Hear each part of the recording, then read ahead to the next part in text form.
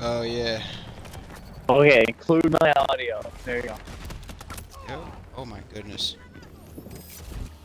Do breakthrough. I'm not sure about breakthrough, to be completely honest. Well, this is just like Rush, right? Like we're defending. I think so. Yeah. I haven't Yeah, played yeah, a whole yeah. lot We of got it. this. We got this. Come on. No bigs.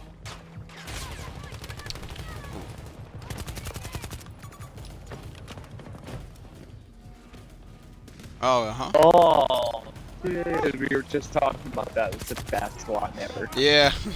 Uh-oh.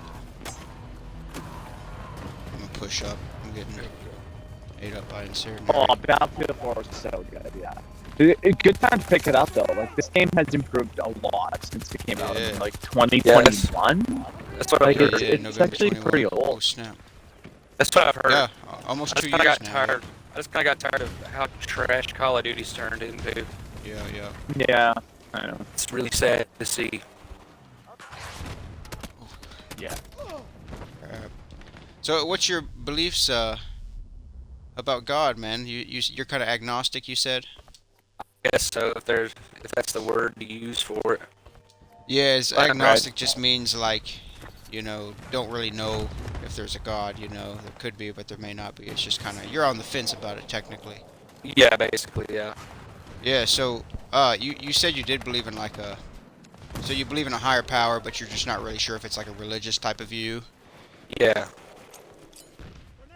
Right. So, It's weird. oh yeah, no, I understand completely that's where I think a lot of people are. They just don't really not really sure about I think religion. that's where most people are. Yeah. Like yeah, I think, Yeah. Up on that hill. yeah.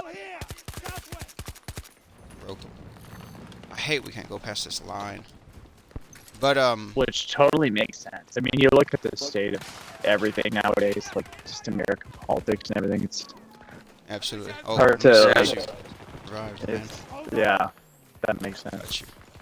So I use a few arguments to kind of get the ball rolling here, just so I can get the right concept.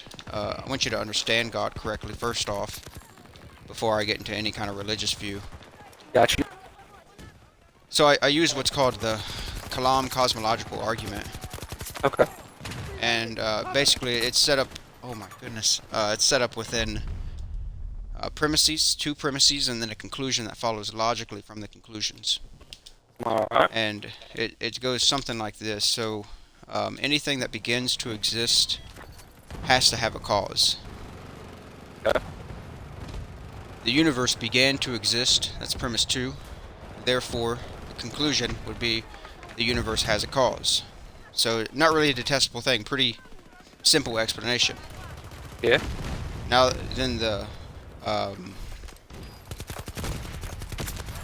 to look at the implications of this, we have to go a little deeper into like how can this really prove God, right? And the way I describe it is through the scientific genre, we see how the Big Bang is the modern view of how the universe came to be.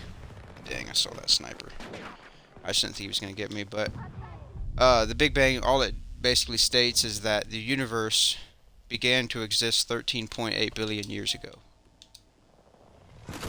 Alright. So because the universe began to exist 13.8 billion years ago, and the universe, I should say, is space, time, and matter, right? So space, time, and matter had a beginning out of nothing. And the reason we say nothing is because if space, time, and matter, those are the three things that exist, those three things had a beginning. And those three things can't be the cause because those three things didn't exist. So therefore, the cause of space, time, and matter must be something that is spaceless, timeless, and non-material.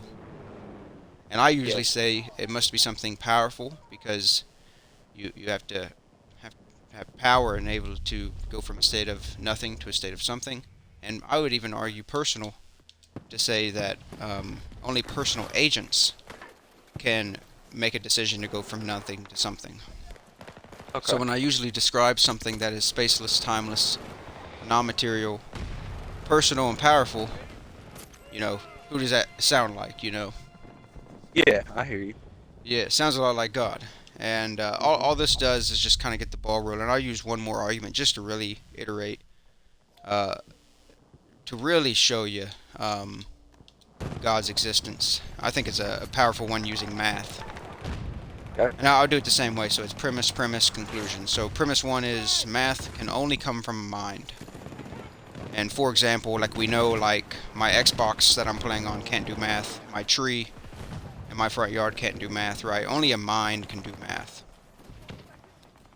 So since a mind can only do math, we know that the universe is built on math. So like the Earth is spinning at 67,000 miles an hour. The distance between us and the sun, That's right. the gravitational force of the universe, right? All of these things are built on mathematical equations. So if math can only come from a mind, but the universe is built on math, then the conclusion would be the universe came from a mind. Okay. So now we can add this to our philosophy of a spaceless, timeless, non-material, personal, powerful, unembodied mind is how I describe it. So this is God. Alright. So it sounds like you don't really have any trouble with believing that. Oh. So then, to look at the next step, you take this belief system that I'm talking about here, and you just simply apply this to religious thought. So like I would say, out of all the religions in the world, is there any religion that describes God in such a way that I just described to you? No, And I I can't can- say that there's off the top of my head. Yeah, so like, basically, I can rule out a lot. So like I can say Mormonism is probably false because Mormonism thinks that God is just a dude in the sky. Hinduism, Buddhism, all of these like Sumerians, Greek mythology, all of this stuff, right? All of this ancient stuff that we can just rule out from basic cosmology and philosophy. Yeah.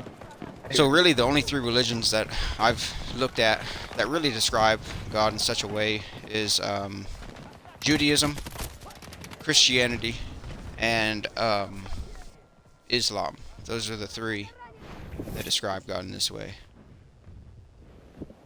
So then, Well, it really described life in that way, really. Like, yeah, so like it never just says the beginning of life. words.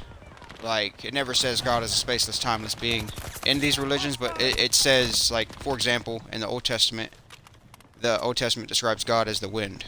You know, the wind is invisible, but you can feel the wind. You know the wind is there because of cause and effect. Right. And then plus it talks about how, like, no one can see God, no one has seen God and lived. Like, and then in the New Testament, it's reiterated from the Christian view because it's talked about how same things. It says no one has seen God, or it says stuff like God is not a man, or it says like Jesus is the image of the invisible God, right? Or like God is spirit, so we worship God in spirit, right? So we get all these implications that, okay, God is a spirit, we can't see this guy, he's a spaceless, timeless, non-material being. Yeah.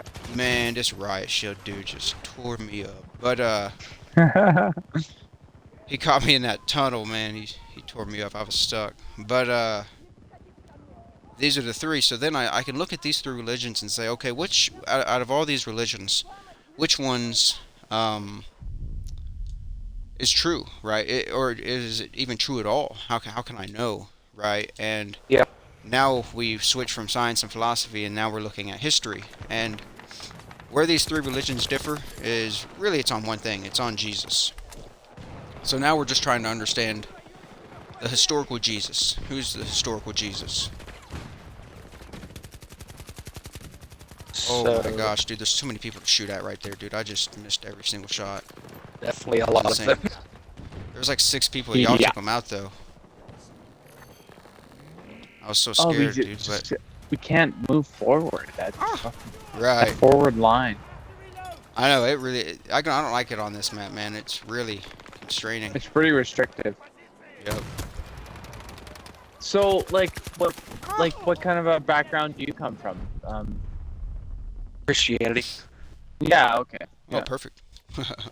This will be kind of easy to explain then. So, from that, then I could say, okay, well, the Jews say that Jesus is a a criminal, claimed to be God. Right. Therefore, they killed him for it, right? Mhm. Yeah. Right. Just a random dude. Nothing special about him.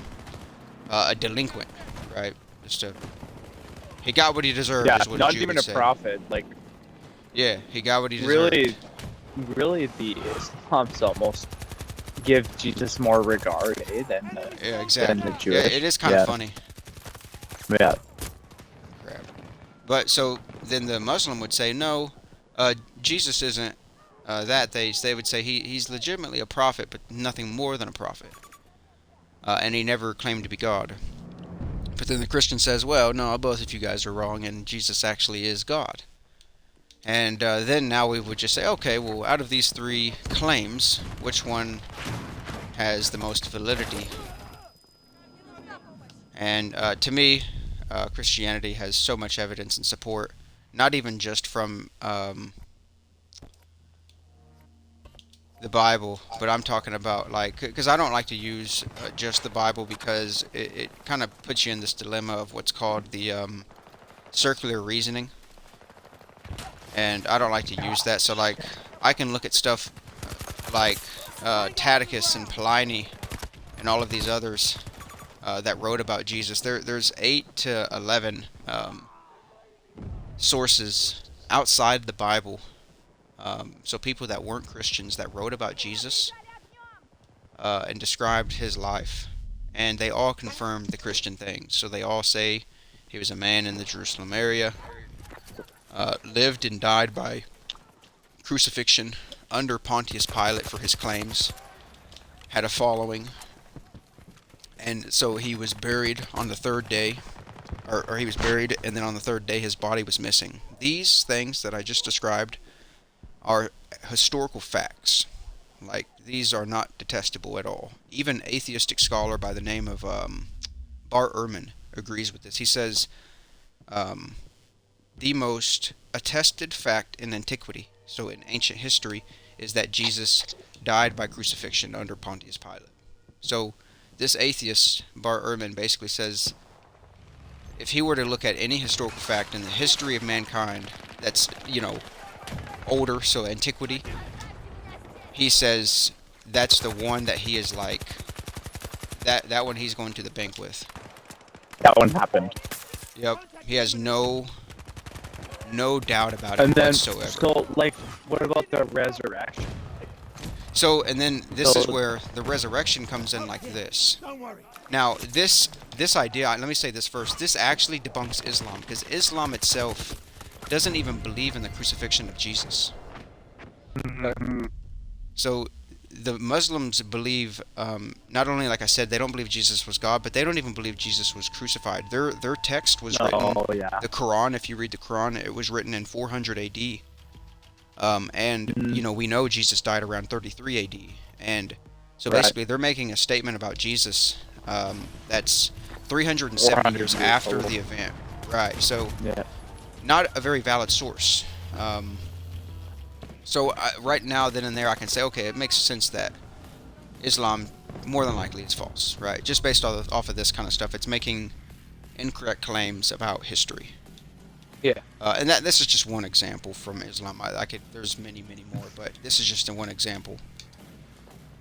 So then Islam, or sorry, Judaism and Christianity are the only two left. So then I would try to say, well, which one out of these two make the most sense? And the Jews would probably try to say something to the lines of the disciples stole the body of Jesus. But if you're looking at this from like a view like that, it really gets interesting, because like when people do criminal things like this,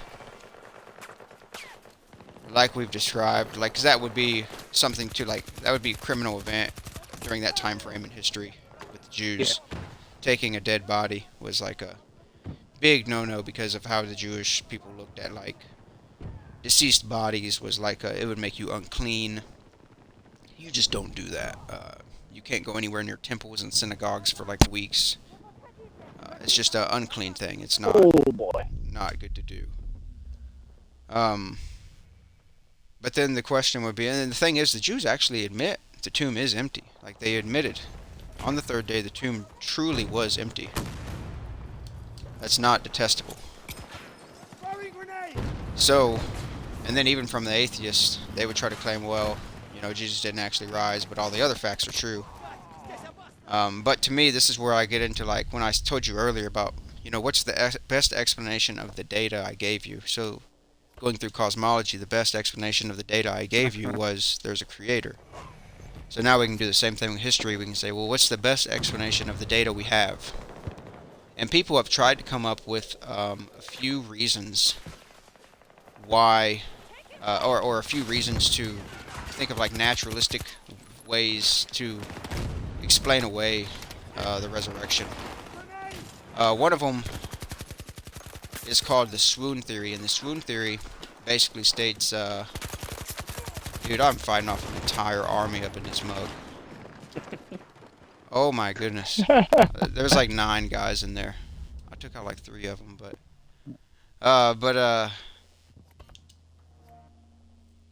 I done lost my train of thought. Oh, the swoon theory. So the swoon theory basically states that Jesus didn't actually die. He just suffered horrific injuries on the cross, and then when they placed him in the tomb, on the 3rd day, he just somehow got up after having 6-inch nails, or you know, 3-inch nails just driven into his feet and his wrists, and the lashing and the scourging he got. The scourging was so bad that his bones were showing. But he just, you know, 3 days, he's just good to go, man. He just walked out of that tomb and convinced everybody he had risen from the dead. Nobody believes this. It's a stupid theory. I can't remember the guy that came up with this. It was like in the 1980s. But, like, nobody. It's just a stupid theory. It's a funny one to talk about. That's why I always mention it. Because it is nonetheless. Yeah. I don't like some of the way it is played, man. I agree with you. I like the look of it, but I don't like the layout. Oh no, this layout is dog. It could be because I'm just getting back in the swing of playing this instead of Call of Duty too. So. Absolutely, yes, it's a major gameplay change. But another one would be the biggest one I hear is they try to say, well, maybe the disciples stole the body, and this one just doesn't make sense in quite a bit of ways. So the first way would be like, well, it doesn't make sense because how do we expect regular Jewish people to go and attack a legitimate, you know, and there was like, what, 2 to 3 guards at the tomb to avoid this kind of stuff to begin with. And do we honestly believe that these random Jews fought off trained Roman soldiers, right? That just doesn't make sense. So that's the first thing that it's just like that part doesn't make sense. But then someone might say, well, maybe they were sleeping or something. That still just is really weird. How do you still a body with no noise while these guys are sleeping? When those guys knew not to sleep. Roll that stone away, yeah, right? Like rolling the stone. There's so many things that are like it. That just doesn't really add up. But here, let me give you the biggest reason why this one really fails, and this is where, when you're looking at like when people commit certain crimes, or like maybe they're wanting power, right? The biggest thing is motive. So like people do things because there's motive behind it. Joseph Smith of Mormonism made Mormonism because he knew he'd be rich and he'd get a lot of women. Muhammad knew with Islam that he could marry anybody he wanted, he'd get a lot of power, and he'd be a big name. Right, so there's a lot of motive for these guys. But what kind of motive is there for the disciples to say that Jesus literally rose from the dead when they actually stole the body? It just doesn't make sense. It's really weird. Because they didn't get any money. They definitely didn't get any women. And they definitely didn't get no power. They were homeless for the rest of their lives. And they were persecuted. They all died gruesome deaths under more historical records. Talking about beheadings. What was it? Peter got crucified upside down because he said that he did not want to die like his Lord Jesus. Stuff like this. So like this is the kind of stuff that's like, man, you just can't make this up. And also within the Bible, we see stuff that is like embarrassing testimony, is how they call it. So like when I'm telling a statement to you guys, I most people would avoid telling you embarrassing things to make themselves look better.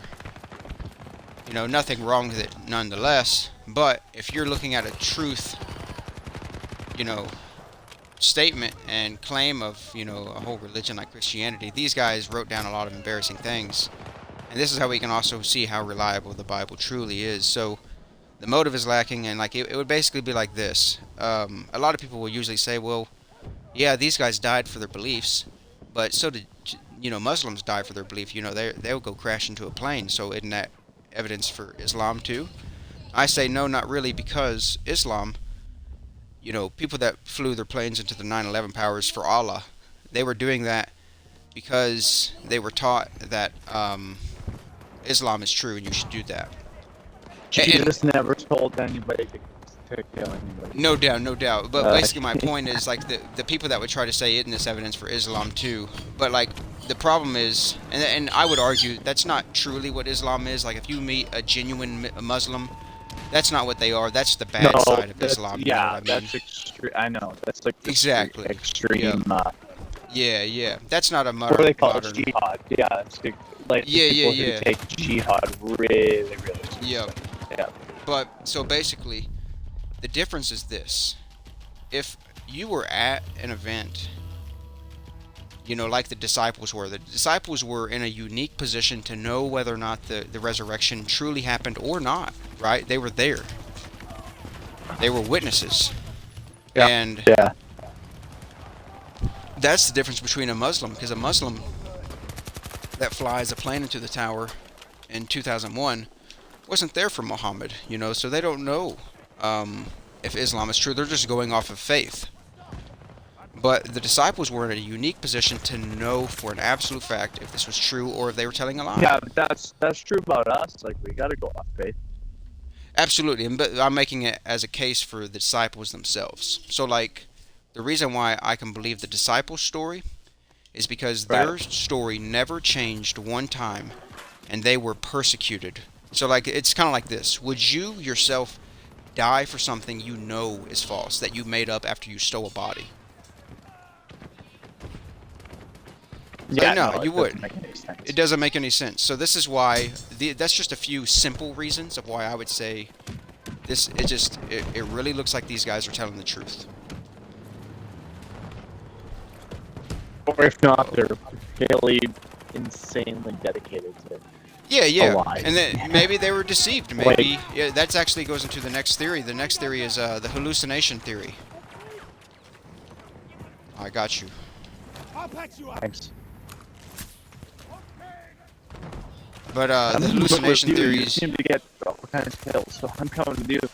Right. Oh man. But the hallucination theory basically states that maybe all of them hallucinated Jesus. They were so distraught about what happened to Jesus, so maybe they just hallucinated. But the problem is that's so ridiculous because even is. the Islamic guys acknowledge Jesus. Yeah, exactly. So, Yep. That's almost so ridiculous. Another way of looking at it is there's no evidence to believe that people share. Oh man, I was gonna try to get you. There's so much going on. No. But That's basically, way too crazy right there. there's hallucinations aren't shared. So like, let's say I'm having a hallucination right now. You guys wouldn't have that same hallucination. Now, granted, you and I are all in different areas, but even if you and I were all in the same room, we wouldn't necessarily share the same hallucination. That's not how hallucinations work. They're individual experiences. So that's another one where we can really just it doesn't follow. So those are the biggest three that people try to come up with, and to me they all fail in one type of way. So then the conclusion would be it really appears that Christianity is true, and Jesus really did walk out of that grave, walk out of that tomb a little over 2,000 years ago. And if that story is true, then man, Well, we got the greatest story ever. yeah. I know it is amazing.